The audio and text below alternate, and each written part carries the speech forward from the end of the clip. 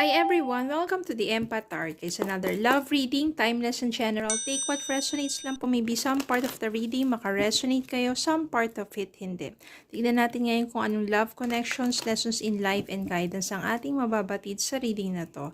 Again, iba't ibang mga energies, iba't ibang mga sitwasyon, love stories, love connection. Kaya take what resonates lang po. Okay, tingnan natin ngayon kung ano ang mga mensahe sa atin na ating spirit guide. Spirit guide, send me messages. Anong love connections ito, lessons in life, and guidance ang nais yung ipabatid sa amin. Mga aral at gabay sa buhay, pag-ibig. Okay, so I think ito na muna. The Tower. Ten of Cups. Ten of Pentacles. Death. Eight of Swords. The Lovers. Devil. Tingnan pa natin. Kuha pa tayo ng isa. Bottom of the deck. Bottom of the deck. Page of Cups. Napakalinaw ng mensahe dito. Devil, the Tower. So meaning, ang nangyari sa inyo ng person ninyo, or nangyayari sa inyo ng person ninyo, yung the devil dito is, parang natrap kayo sa isang relationship which is toxic. Natrap kayo sa isang relasyon na masasabi natin sa ngayon ay hindi pa naaayon sa inyong kapalaran. Ibig sabihin, maybe this is not the right time for you to be together because of many complications sa inyong relasyon. And that makes your relationship, yung pundasyon niya hindi pa matibay. Kaya madaling mawasak, madaling madistract. Madaling madistract ng ibang tao, maybe because of immaturity, hindi pa stable, psychologically, mentally, emotionally, pareho kayo. Kaya mga maliliit na bagay minsan lumalaki, kaya palaging nag-aaway. Maybe this is not the right time, or maybe yung mga panahon na yun, hindi pa talaga tamang pagkakataon, panahon o oras para sa inyo. Maybe because of immaturity. I can sense here, napakalaki ng immaturity dito. Maring isa talagang mas iba yung priority. Hindi kayo aligned together. Yung isa gusto ng isang maayos, harmonious relationship. Yung isa naman is more of being selfish, or sabihin natin marami pang mga gustong gawin sa buhay, playful, being young, and adventurous. Kaya hindi nagtutugma ang inyong, hindi kayo naka-aligned together. Marami kayong mga differences at hindi nyo kayang mag-compromise. Kaya ganyan, palagi na lang hindi stable, maraming distraction sa inyong dalawa ng person mo. Well, maaring nagkahiwalay kayo ng person mo sa mga panahon nga na yun na hindi pa kayo stable pareho, pero meron pa ring love, meron pa ring feelings sa isa't isa. Siguro dati yung love is not enough dahil mas nangingibabaw yung immaturity. Dahil mas nangingibabaw yung pansarili mo ng prioridad. Dahil mas nangingibabaw yung sabihin natin na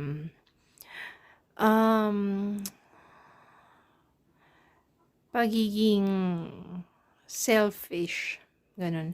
Pero there's still love. Kahit na nagkahiwalay na kayong dalawa, you still think and you still feel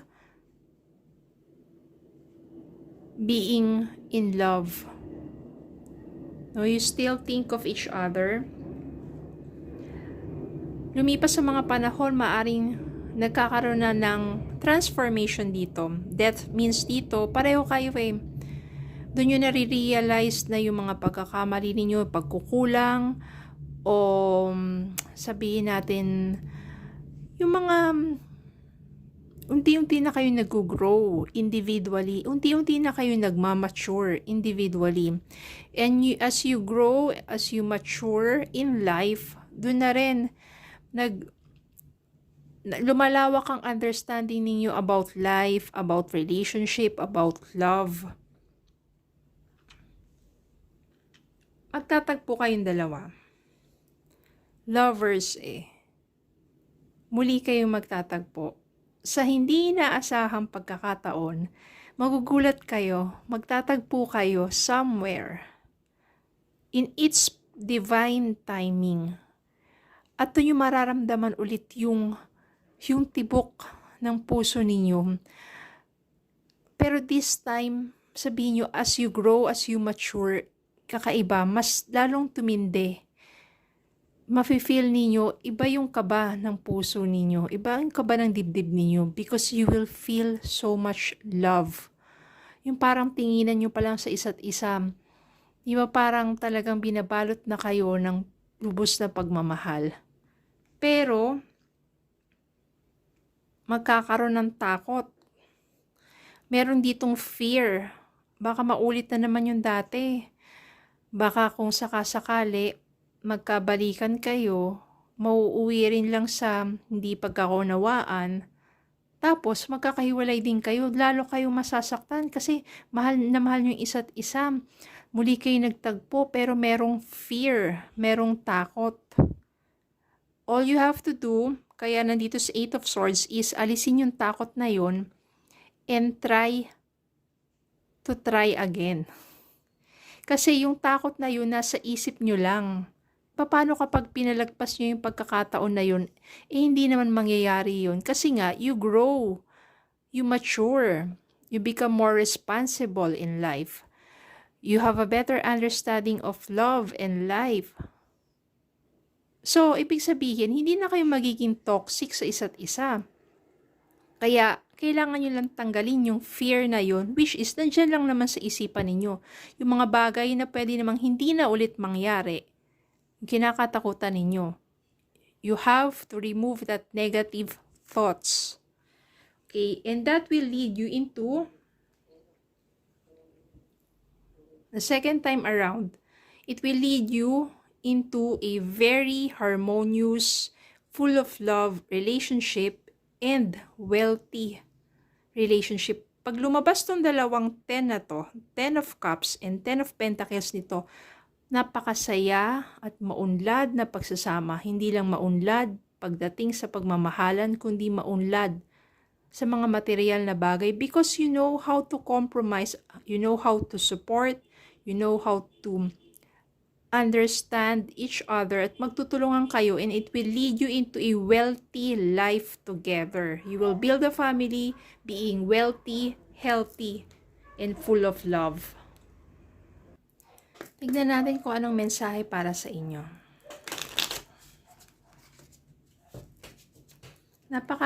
Ganda ng lessons dito.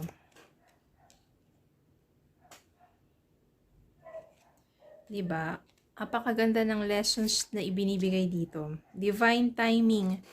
Be patient while things are unfolding. This connection is worth the wait. Maybe worth the wait when the divine timing comes for both of you to grow, to mature, to learn from the past, and to correct, to make things right.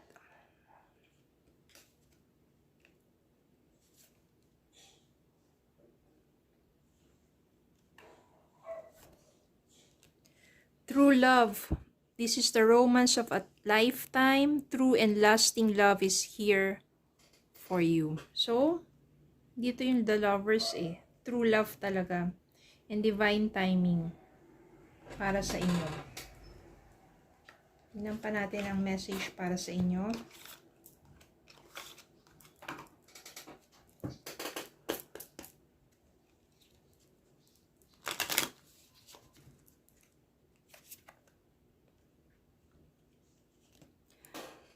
Photograph. Looking at your photos, missing you, nostalgia, make new memories. So you will make new memories together. Okay, so yun lang po. Maraming salamat po for watching. Please don't forget to like, share, comment, and subscribe. Follow me in Facebook, YouTube, and TikTok. Have a good day po and God bless.